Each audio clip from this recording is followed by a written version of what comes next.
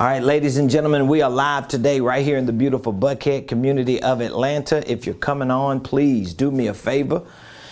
Hit the like button, hit the share button, tag Lolly Dolly everybody, and let them know we are live on this beautiful Wednesday, W-I-N-S day. So for those of you that have been waiting for us for the past few minutes, we had a countdown, a timer.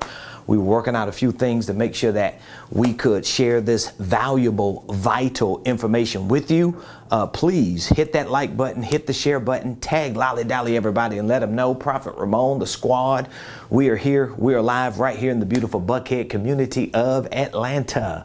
This is the day that the Lord has made. Let's rejoice and be glad in it. Please, if you got friends, you got family members, you got co-workers, you got colleagues, if you got a business and you got employees, you should invite them to come on, even if it's just for them to see that you are educating yourself and exposing yourself to different information that can help you. For all of my family who's in the faith community, you're a pastor, you're a preacher, you're a minister, you're a leader, you are a believer, you should be calling all your colleagues, all your staff members, your volunteers, your ministers, your church workers.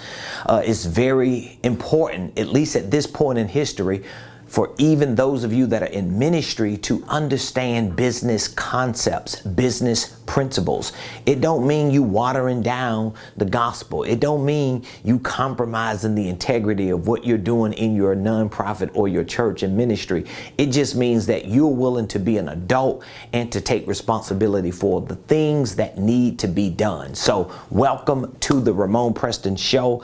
I'm your host, Ramonepreston, every Monday through Friday, 12 o'clock noon Eastern Standard Time, or maybe a little bit later, depending on what I got going on. Like today, we show up here on the show to really share information with you that's an extension of what my life is about, what my company is about, and what our products and services are about. We are a business consulting company. We are a business coaching company. We provide coaching, consulting, not just for business, but even for finances. We help individuals. We help entrepreneurs, small business owners, ministers. We help executives, even people who don't even have a job or a business, but just looking for what the next best thing is. We specialize in helping people start, structure, and at some point scale their businesses, their ministries, their income streams, and wealth building dreams. So that's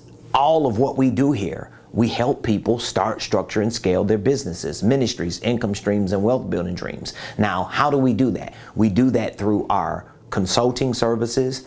We do that through our coaching programs. We do that through our training programs. So we have consulting services. We have a consulting program called the Business Incubator, where we work with you to build your business out.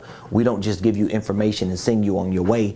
In our Business Incubator, we actually work with you. We have a coaching program called the Millionaire Mentorship Program. It's a one-year program where we help set a foundation for you. We put a blueprint together for you. We put a game plan together for you. We coach you with one-on-one coaching sessions, weekly coaching calls, quarterly masterminds, workshops, and we also give you access to other benefits of that program, like our Millionaire Concierge, where you could call in, you can text and email, somebody's always available for you. We provide you with opportunities to come to our headquarters and just see how we run our organization. We have an online business and financial training program called the Millionaire Blueprint. So it's the online version of what I do as a business and financial coach and consultant. So everything that I share with you on this show is really a direct reflection and extension of what I do in my personal life and what we do in our company. So today, I really wanted to take some time to talk to you about something I've really been talking to a lot of my clients on, and that is our SMS Matrix. So I have this diagram up here today just to give you a visual idea of what our SMS Matrix is. Some of you may be familiar with it, and maybe you're not familiar with it. If you're not familiar with it, let me just say our SMS Matrix is actually a diagram that we use to explain. I'm trying to blow it up a little bit if it's going to let me blow it up. Are you going to let me blow you up? Come on. There it goes. So our SMS matrix is a diagram that we use to help explain our way of using the holding company concept to properly position you in the marketplace so that you can increase your sales, okay? So when you hear me talking about the SMS matrix, or when you hear me talking about the holding company concept, what I'm saying to you is, even if you understand the legal side of having a holding company, there's a concept side, there's a principle side, there's a way to use a holding company in order to not just like layer and protect your assets, but there's a concept side or a principle side of the holding company that can give you an advantage in the marketplace. So there's a certain way you use the holding company to not only position yourself properly in the marketplace, but you're also able to use the holding company to generate more sales. And we explain this to our clients as consultants, to our mentees in our coaching program, and even to our students who are online training with us. We explain this holding company concept through the SMS matrix. So if you're taking notes, I really want you to focus in on this. And don't worry, if you hear something and you're like, oh wow, I never knew that, or it's something interesting, I want to know more about that, don't worry. We have all of this information in our Millionaire Blueprint, our online program. We have it in our Millionaire Mentorship program. So if you are a mentee, if you are part of our coaching program for 1 year, I'm going to talk to you about this in your initial coaching session. We're going to be talking about it in our weekly coaching calls. We talk about it in our workshops, our masterminds. So you're going to familiarize yourself with it. You're going to be using this concept with your business at some point. If you're in our incubator, not only do you get this information, but we actually help build that infrastructure out for you. And of course, if you're a licensee, because we do have a licensing program, if you're a licensee, you can use this. You have a legal license to use this intellectual property and these proprietary processes that we use. So enough of the jibber jabber. Let's get to the meat. What is the SMS matrix? Okay, the SMS matrix, again, is what we use to help explain or describe how to use the holding company to position yourself in the market in order to increase your sales. That's what the SMS matrix is about. Now, the SMS is short for structure.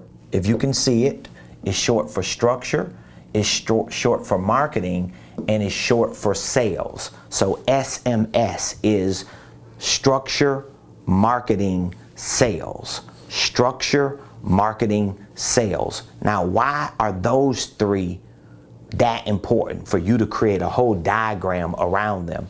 Because all of the other things that you do in your business are going to be byproducts of how you structure your business, how you market your business, and how you sell products and services through your business, period.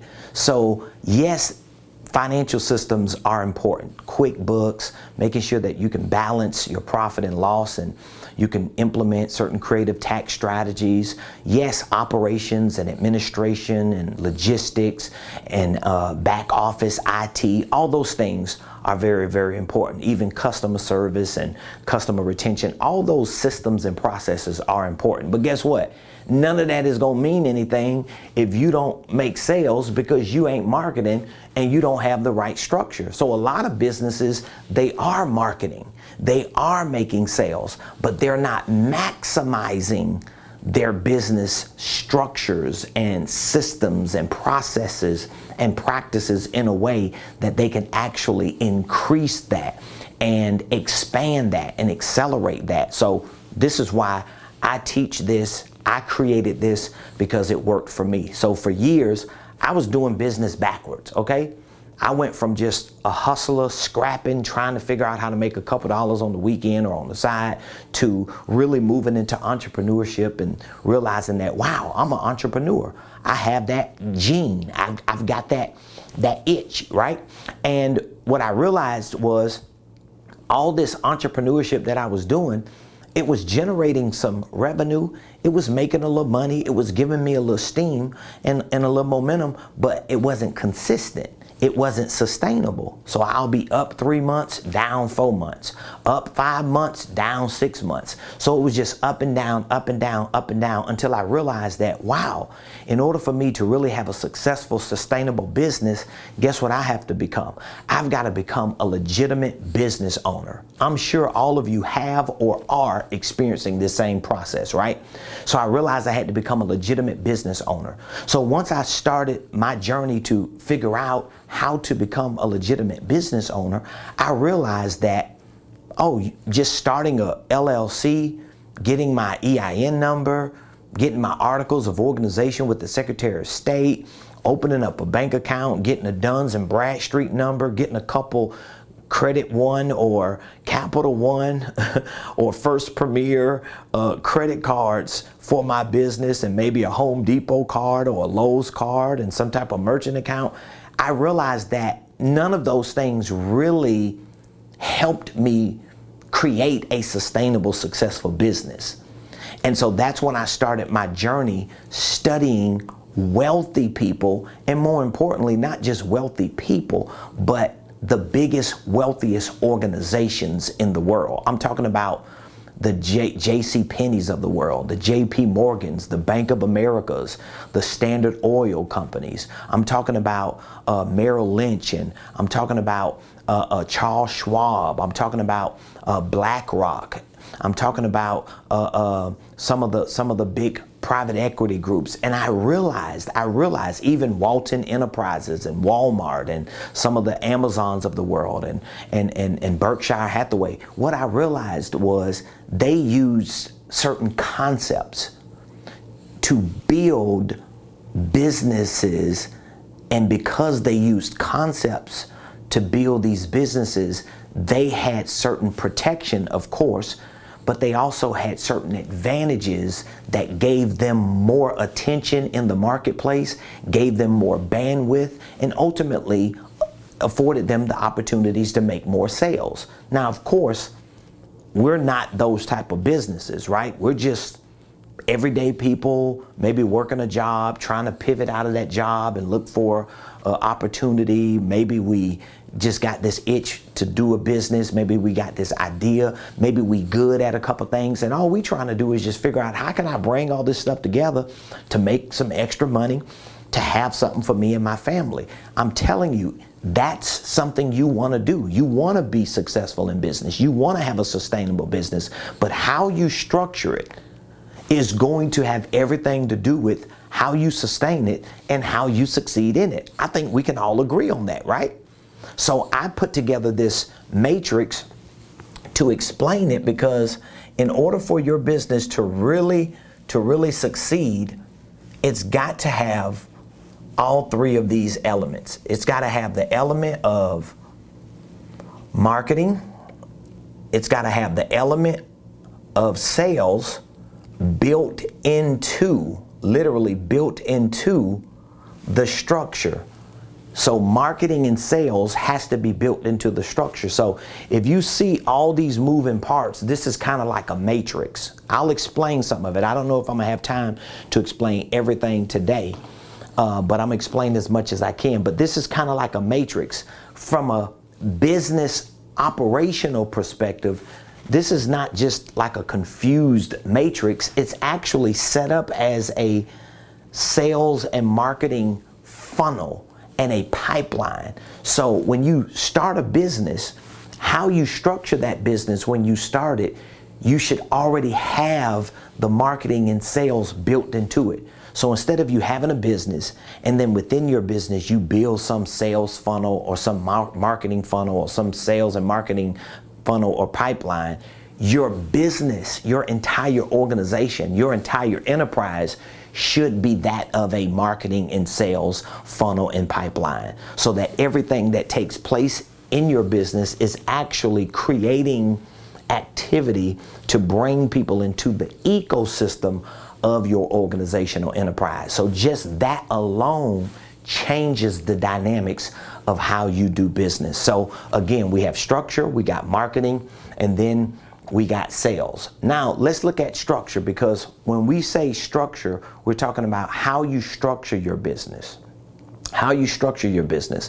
Well, the first part of structuring your business, we should all know, is about how you start and structure your holding company. Because no matter what type of business you have, no matter what type of industry you in, whether you're the plumber, whether you're the banker, whether you're the real estate person, whether you're the detailer, whether you the contractor, whether you're the digital marketer, the graphic designer, whatever the business is that you're in, the operating business that you want to start and the product and service you want to sell, I'm going to always recommend that whatever that business is, don't make that business your mountaintop business. Don't make it your mountaintop business.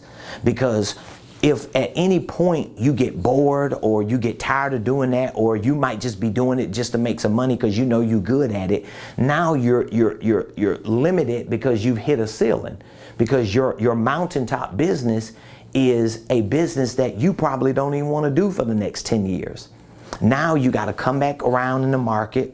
Now you got to explain to everybody why you ain't doing that business no more. Now you have to create a new message, a new brand, all of this all over again, when if you would have made sure that your mountaintop company, if you would have made sure that your mountaintop company was actually a holding company, now if your mountaintop company was a holding company, you don't have to move the top of the mountain every time one of your other businesses fails or your ideas don't work. You don't have to change the name. You don't have to repurpose your whole organization, because you're on top of that mountaintop business, and that mountaintop business or company should be your holding company. So we want to make sure that when we start our organization, because that's what we're starting,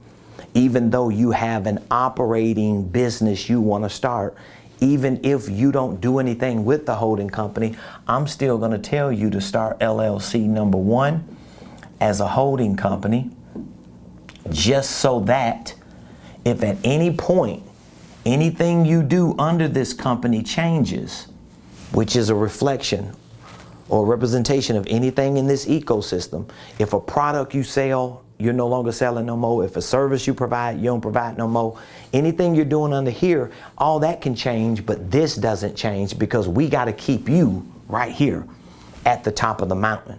So this is about starting and structuring your holding company. So that means you got to file your holding company paperwork. You got to form your holding company paperwork. A lot of people don't even know how to file and form their paperwork. Now, I've got a couple options for you if you have trouble understanding how to properly file and form a holding company. Number 1, I have a holding company course and startup kit with video walkthrough tutorials to show you from beginning to end how to obtain your EIN number as a holding company, how to obtain your articles of organization with the Secretary of State as a holding company, how to draft your operating agreement as a holding company, and I'm educating you on how this holding company should actually run. What do you do with it now that you have it?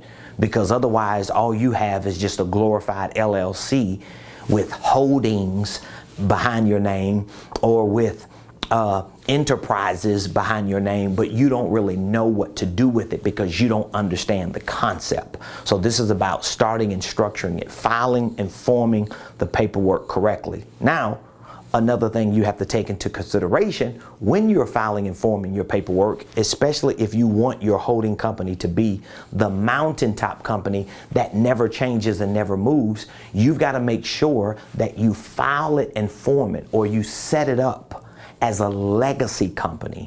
Now you have to take legacy into consideration. I like to focus on the 3 B's. So the B of your business, this is your legacy, and this is your name. So I always tell my clients that when you're trying to figure out what is the first B of your infrastructure with regard to your legacy and your name, you got to think about, like, am I naming my first business the name of something I want to do today, but I might not want to do tomorrow? So for example, if you name Ramone Construction Services LLC, well, what if I don't want to do construction in 3 years? What if I find something better to do? What if I don't even want to do it now, I just have to do it? Why am I going to name my first business Ramone Construction? I should name it probably Ramonepreston Enterprises. So now it covers a conglomerate of things, and Ramone's Construction can actually be a subsidiary if I wanted it to be, but at least I don't have to change this. So Ramone's Construction is just a part of the brand identity of the business conglomerate of Ramonepreston Enterprises. This is how you have to think, because remember, if you're standing at the top of this mountain, you can't afford to be on the top of the mountain going into the marketplace and trying to explain to the world the 20 different businesses you got, the 80 different products and services you have. It's confusion. And guess what? Most business owners and entrepreneurs that have that problem, they're not marketing themselves right, if at all. And most likely they're not selling anything of value because they do not have a presence in the marketplace that people can be like assured that they're going to be there for a long time. So you want to make sure the first B of starting your LLC, number one, your holding company, is checked. Your legacy. It needs to be a legacy name. So it may be your name. It may be you and your wife's initials, Enterprises. It may be your granddaddy's name, your mother's maiden name, all your kids' initials name. Whatever it is, you need to think about the B of the legacy and the name. The second B is the brand identity. Like, you need to think about the brand identity. What is the identity of your business? Because if you have one name for your LLC, but then you have this whole nother idea of what your brand is about, and it's not even reflective of what you're doing at the top of this mountain, again, you're creating confusion. So you need to figure out what is the consistent brand that you are building. This is one of the reasons why our holding company, our LLC number one, is called Ramonepreston Enterprises. Why? Because I wanted to check all of the B's. I wanted to check the business, whose legacy is it, whose name does it represent, the brand identity. What is the brand identity? The Ramonepreston brand, the RP brand. So now when you see that RP logo somewhere, I got it everywhere. See that? Even on my coasters. When you see the RP logo somewhere, you're like, oh, that's Ramonepreston. At least at some point you'll think that. When you see Ramonepreston, you're thinking about a legacy, you're thinking about a name, you're thinking about a business, you're thinking about a brand identity at some point. And then the third B is the brand ambassador. The brand ambassador. So who is the brand ambassador? I am the brand ambassador. So now it makes it easier for me to set up, to start and structure my holding company, file and form it correctly, and then stand on the mountain. Now I don't have to move because I'm gonna always be Ramonepreston. And whether it's Ramonepreston representing water, Ramonepreston representing coasters, Ramonepreston representing clothes, Ramonepreston representing coaching, preaching, ministry, whatever, it's still a part of a brand that no matter what changes under here, this doesn't change. Am I making sense to you? That's why what I'm saying to you is so powerful. And a lot of my clients that get this information for the first time, it literally just changes their lives because they realize that, wow, I've been doing it wrong for a long time, and now I want to do it right. So listen, here's what I want to do. I would love to find out from those of you that are watching me today, What do you think about this SMS matrix? What do you think about how I'm explaining the holding company concept? Is it making sense to you? And if you don't have a holding company, I want to ask you a question. If it's making sense to you, do you think it's important for you to have one just so that you can be properly positioned, number one, at the top of the Mount Rushmore of your enterprise, but number two, so that you can have something that's consistent, that's not changing and moving every 3 to 5 years, because that's not what we want to do. Okay, I would love to know if you have one. Do you understand what I'm saying? And I'll make this last point before I go, because I know I have so many things that I could be talking about today, and I'm trying my best to get as much of this content in so that you can really just wrap your mind around how important this concept is. Because when I'm teaching this concept to my students and to my clients, it's like an eye opener for them, because they start realizing that, wow, I've been missing it.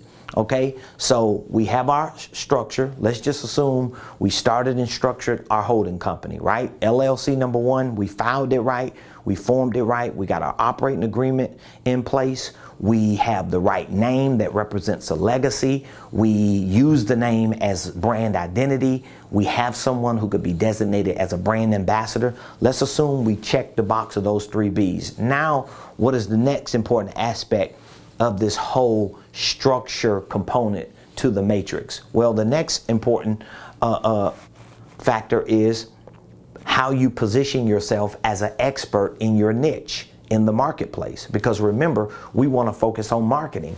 So if you're here and this is your holding company, and you have divisions and subsidiaries, and you have like a whole world of products and services, now it just makes it easier for you to conduct a business here, and really, you know, like you can handle the traffic. You know how to direct the traffic from up here.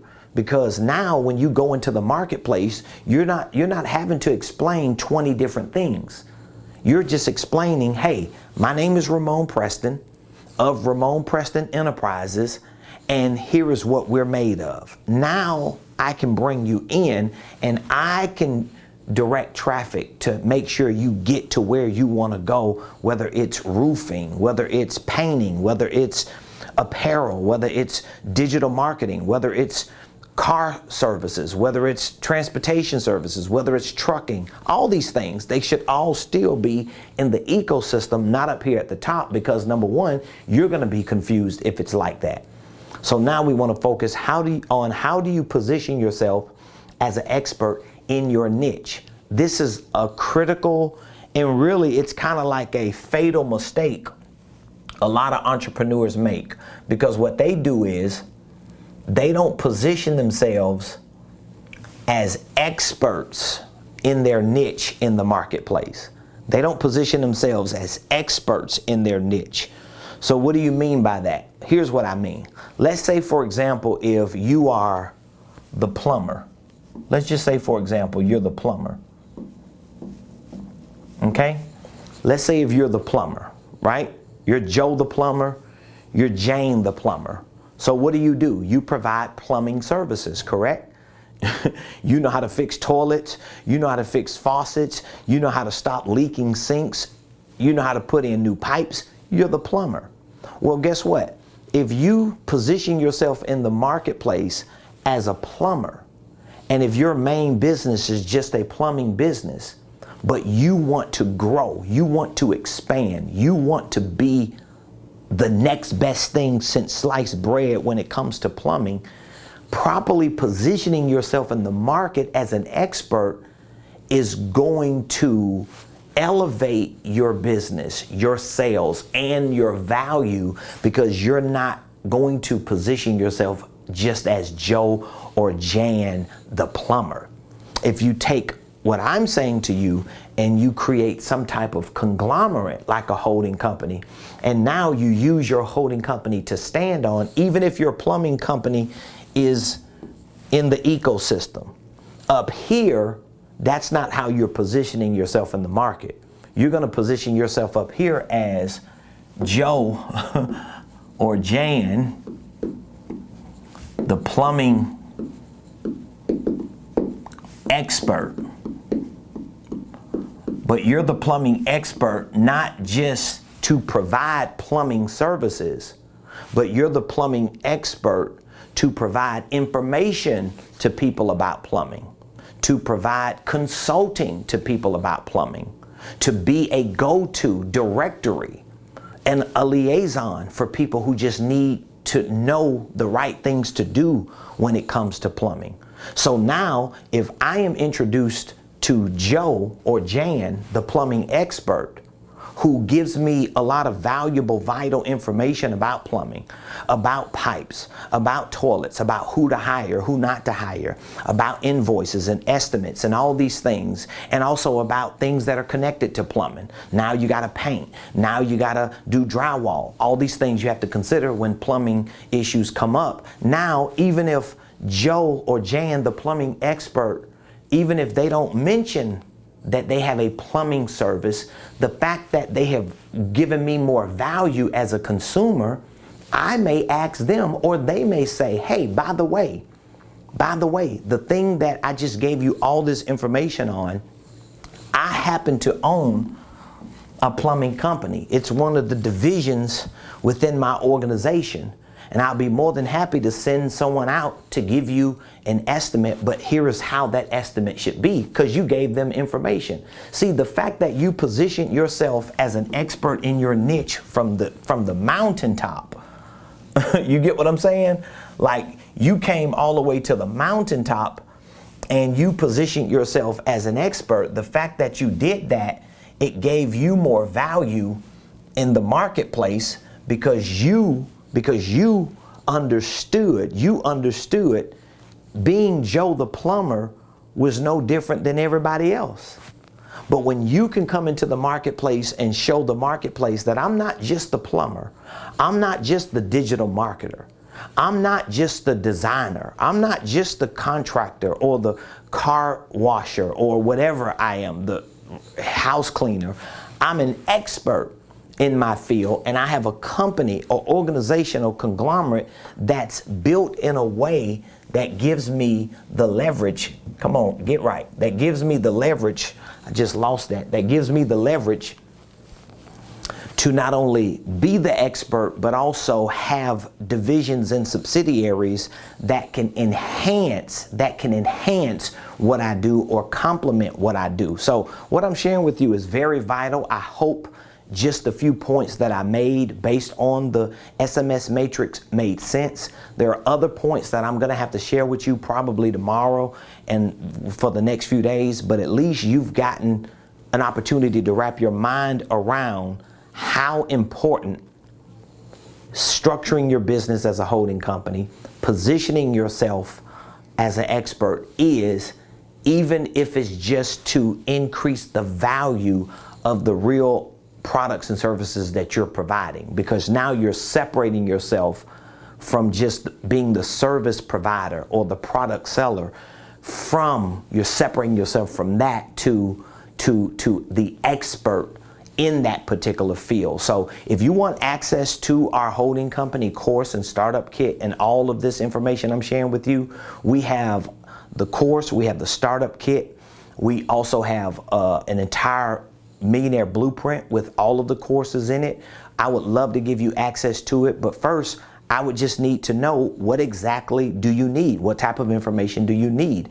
Do you have a LLC already? Do you just need to switch your LLC up and move things around? Or do you need to start a new holding company and transfer the ownership of your current LLC to your new one? I don't know what it is that you're doing or what you anticipate to do, but I want you to reach out to me. I'll be more than happy to take a few minutes to share my expertise with you and to show you how to actually do it the right way. Because I'm telling you, especially when we're in times like these, a recession, the market is volatile, things are looking crazy, people are becoming fearful and uncertain. How you go into the marketplace as an entrepreneur is going to have a lot to do with how valuable you become and what demand that the market gives for what it is that you provide. So if you want more information, all you have to do is text the word millionaire. Just text the word millionaire to 404-478-7213. 404-478-7213. Again, we have a holding company course and startup kit that we could give you access to. All this information that I'm talking about, you get it all in there. And we have many more programs. We have programs for financial literacy, for real estate investing, for creative tax strategies. We have programs for business coaching and consulting. So we're not limited in what we can provide for you. But if you're just focusing on your holding company, your operating entities, and making sure that you do it right, we've got a course and a startup kit for you, and we actually do the paperwork for you. We provide the service. If you need someone to file and form your holding company paperwork or your operating LLC paperwork, we could do that for you as well. We have somebody on YouTube, Forever Yours. They said, "We have not forgotten about you and your amazing services. We are still building our church organization, so it has taken a while, but you are not being overlooked." Elder William Allen Metropolitan. Shout out to you, Elder William. Appreciate you. James, blessings to you, my brother. Appreciate you. Ricky, thank you. Appreciate you. Listen, ladies and gentlemen, I hope you've enjoyed today's show. I've got to go get back to work. You know, I stop every day in the middle of the day to come on here live and to share information with you for free. But if there's anything that you need access to, any information, you need to get this information. You need to be putting this stuff together now so that when things start changing and turning, you're already positioned to capitalize on the opportunities because you did the right thing the first time. So reach out to me, text Millionaire to 404-478-7213. Appreciate you, love you. I'll see you tomorrow right here on the